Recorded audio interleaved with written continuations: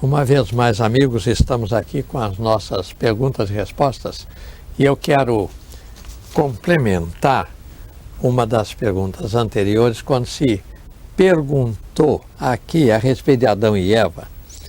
E naquela carta que várias pessoas comentam, veio dito que Deus não foi bom demais para Adão e Eva e os expulsou do paraíso de Deus. De fato, Deus expulsou. E quando nós lemos a Bíblia, nós vamos ver que Deus expulsou, mas não deixou de amar. E Deus continuou amando Adão e continuou amando a Eva. E já no paraíso, Deus lhes prometeu que mandaria o Salvador Jesus Cristo. Se eles naquele momento puderam crer que Jesus viria, eles foram salvos. E numa das minhas viagens aí pela Europa, eu vi uma tela, eu devia ter trazido o nome do autor, que ele ilustra Jesus no Hades e diz o autor, ele foi ao Hades só para tirar de lá Adão e Eva. Naturalmente isso é fantasia, mas eu repito, se eles acreditaram, se eles aceitaram a promessa de Deus, que Jesus viria mesmo, eles foram salvos, porque a salvação é pela fé. Aqui está esta pergunta. Por que é que Deus se utiliza de números na Bíblia? Serão números impossíveis? Serão números úteis? Serão números completos? Número impossível é o número que não tivesse fim, né? Números simbólicos nós temos, por exemplo, o número 7 é símbolo de perfeição. E na cabalística dos judeus, realmente o número tinha muito sentido. Mas eu não quero falar sobre números. Eu estou, por exemplo, a sua carta diz que eu quero manifestar a minha curiosidade.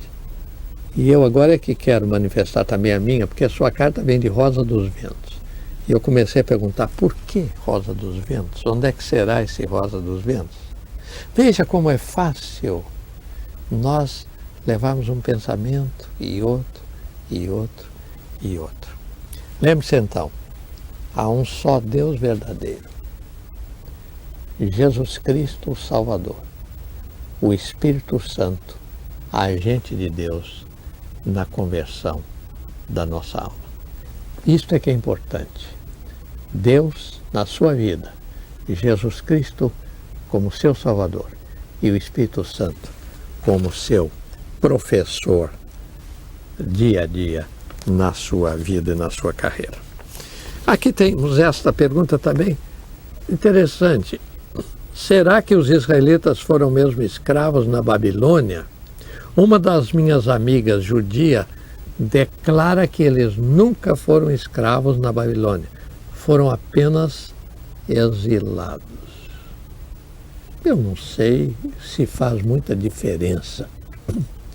No capítulo 25 de 2 Reis, a ideia é que foram levados como escravos.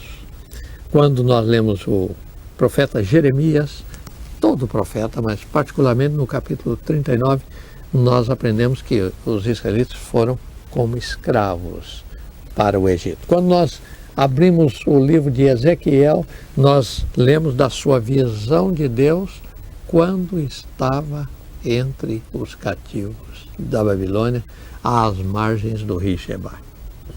Eu não sei, a sua colega judia tem esta observação que não foram escravos, mas eu quero dizer o seguinte, todo aquele que comete pecado é escravo do pecado. Esta é a palavra de Jesus em João capítulo 8. Eu vou repetir, todo aquele que comete pecado é escravo do pecado. Mas graças a Deus que Jesus veio para buscar e salvar o perdido e perdoar todo aquele que nele crê de todo o coração. Eu espero que a sua amiga judia já seja, como muitos outros judeus, uma serva do Senhor Jesus Cristo. Esta carta aqui me comoveu um pouco. Eu sinto que os meninos pedem até pelo amor de Deus para receberem favores. Eu me coloco como menino. Sei de suas experiências de vitória e sinto necessidade de saber como alcançá-las. Eu vou dizer que esta carta me comoveu muito. Não sou ninguém fora de sério. Qualquer crente em nosso Senhor Jesus Cristo tem vitórias espirituais em Jesus Cristo. Eu gosto daquele hino da campanha Billy Graham que diz: não há segredo o que Deus pode fazer. O que Ele tem feito a outros, fará também por você. Eu quero lembrar que Deus nos ensina na sua palavra que Jesus é o autor da fé. Olhando para Jesus, autor e consumador da fé, o qual, pelo gozo que lhe estava proposto, suportou a cruz, desprezando a afronta, e assentou-se à destra de Deus. É capítulo 12 da Epístola aos Hebreus. Quando nós lemos a vida de Abraão, e eu tive a bênção de escrever esta história de Abraão, o judeu chamado Abraão, é um livro que tem feito muitos amigos, inclusive entre os judeus. E neste livro, o que eu realmente me empenho em mostrar é que a fé de Abraão proveio de Deus. A fé de Abraão resultou da intervenção divina. A fé de Abraão não é o mérito de Abraão, mas é o mérito do Deus de Abraão. E é por isso que o hino do cantor diz: ao Deus de Abraão louvai. É uma grande menção. Eu louvo o mesmo Deus que se manifestou a Abraão. Agora, a fé de Abraão pode ser a sua fé. Diz lá o capítulo dos dons, em 1 Coríntios 12, que dentre os dons carismáticos, um deles é o dom da fé. Eu gosto disso porque quando esta carta vem me dizer que eu não sou ninguém excepcional do ponto de vista de o que eu tenho feito, realmente Deus tem me ajudado a fazer. E a fé provém dele, é um ato de graça. Mas eu sugiro que você que escreveu e que quer crescer na fé, apanhe a sua Bíblia. Estava com uma senhora outro dia no interior da Bahia. Ela disse: eu estou com tanto problema que não tem solução. Eu fiz uma relação de umas 10 passagens bíblicas e disse: a senhora vai ler isso antes de dormir. Isso foi numa quinta-feira. No domingo ela voltou radiante. Disse: pastor, já mudou tudo. O senhor sabe que eu li aquelas passagens até 2 da manhã e quando eu terminei de ler eu já me senti mais forte. Tanta gente aí fraquinha porque não lê a Bíblia, não aprende de Deus. Mas graças a Deus que alguns o fazem e são abençoados. Eu espero ter ajudado. Devo ou não batizar uma pessoa que foi imersa em outra denominação evangélica e que agora deseja ser batista? Aqui está um problema eminentemente do critério da igreja que vai receber. Eu não quero realmente que alguém sinta que esse é um problema controversial, porque não deve ser. A igreja é soberana para, orientada por Deus, escolher o caminho que deve seguir. Pessoalmente, eu batizei vários irmãos de outras denominações que vieram para a Igreja Batista, mas eu antes conversei, eu quero saber se vem porque sente uma convicção pessoal, se está realmente certo de que a doutrina que nós defendemos é a doutrina da Bíblia. E quando diziam assim, normalmente eu emergia em nome do Pai, do Filho e do Espírito Santo para a filiação na Igreja Batista. Mas eu conheço colegas que fazem diferente e eu creio que é um direito de cada um, porque, como eu disse, isto não é problema de controvérsia religiosa. O Senhor afirma que a salvação do crente é eterna. Mas eu leio em Romanos 11 que aquele que não permaneceu na graça foi cortado. E eu leio lá em São Tiago 5 que aquele que deixou de ser crente se foi ganho de novo. Eu gostei que na sua carta diz aquele crente. Então a sua carta não está dizendo alguém que meramente faz parte da Igreja Batista, é membro da Igreja Batista ou canta no coro da Igreja Batista. Não é dizer que é questão se realmente é crente.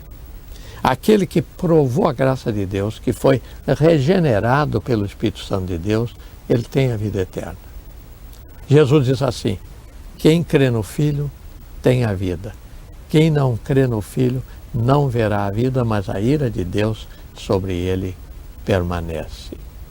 Mas ele diz mais: Deus amou o mundo de tal maneira que deu seu Filho unigênito, para que todo aquele que nele crê não pereça, mas tenha a vida eterna. Quando eu creio em Jesus, quando eu aceito Jesus como Salvador, eu tenho vida eterna. Não por causa dos meus méritos, mas por causa da graça de Deus manifesta em mim. Agora, este problema de 11 de Romanos não é a rejeição de salvação. Paulo está argumentando o problema do povo judeu, da nação eleita. Então ele diz, aqueles que rejeitaram, então Deus não vai ficar frustrado.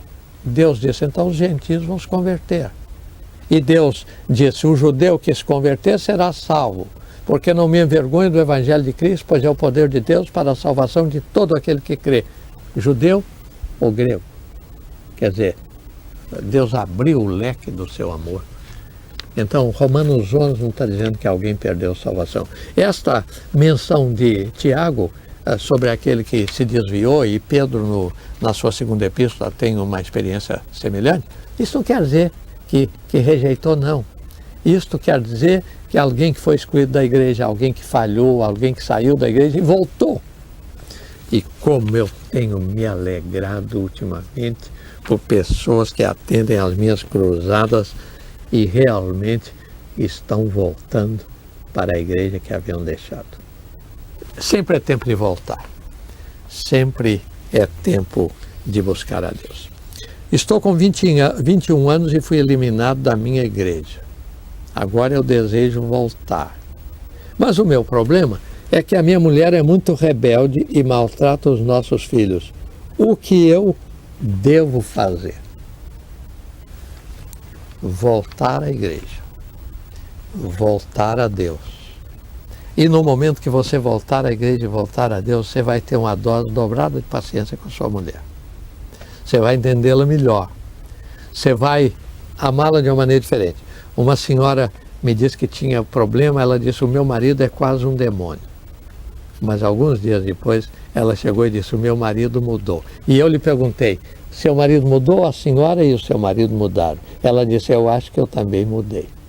Então, se Deus o está chamando de voltar à igreja, volte logo e seja paciente com a sua esposa e você vai ganhá-la também para Deus. Assim aconteça. Amém.